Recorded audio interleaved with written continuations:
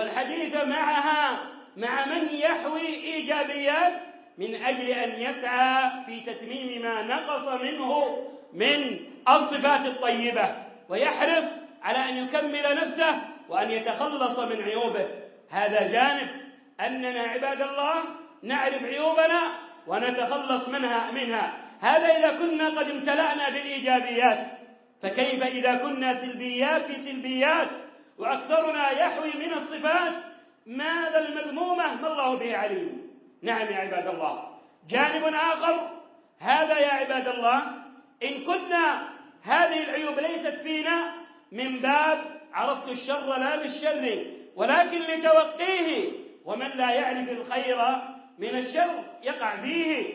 نعم عباد الله. وحذيفة رضي الله عنه يقول كما في صحيح مسلم قال: كان الناس يسألون رسول الله صلى الله عليه وسلم عن الخير، وكنت أسأله عن الشر مخافة أن يدركني، خوفا من أن يكون ماذا قد يقع في شر وهو لا يدري، رضي الله عنه وارضاه.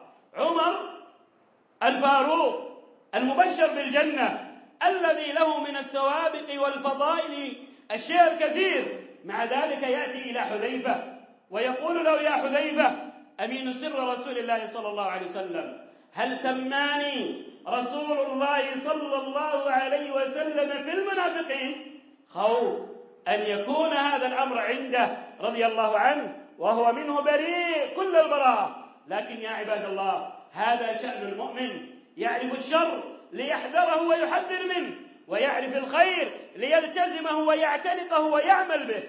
نعم يا عباد الله.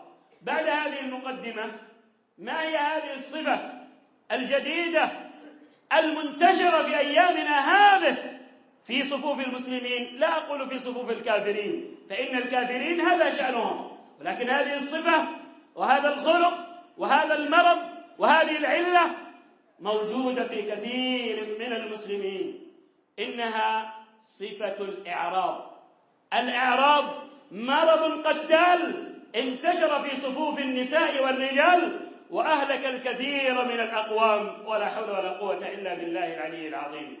هذا يا عباد الله وصف ذمه الله في الإنسان، أن يكون الإنسان معرضا عن كتاب ربه، عن سنة نبيه، عن دينه، عما أوجب الله عليه. وصف الله الإنسان بهذه الصفة فقال في كتابه الكريم: وإذا أنعمنا على الإنسان أعرض ونأى بجانبه. انظر يا عبد الله، انظر حقيقة نفسك ومن أنت وما هو شأنك ووصفك. إذا أنعم الله عليك بنعمة أشرت وبطرت وتكبرت وتعاليت على الله وعلى دين الله والعياذ بالله. وهذا أمر لا ينكره واحد منا.